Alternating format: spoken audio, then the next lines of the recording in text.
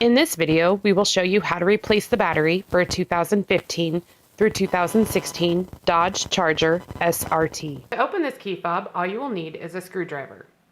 Simply insert the screwdriver at the notch at the top of the key fob and twist.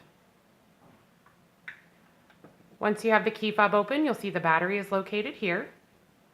You may want to use that screwdriver to help pop the old battery out. The battery used in this key fob is a CR2032. Once you have the old battery out, to replace it, simply slide the new battery back into place. With this key fob, it is plus side down. Once you have the new battery back in place, simply snap the key fob back together, and you're done.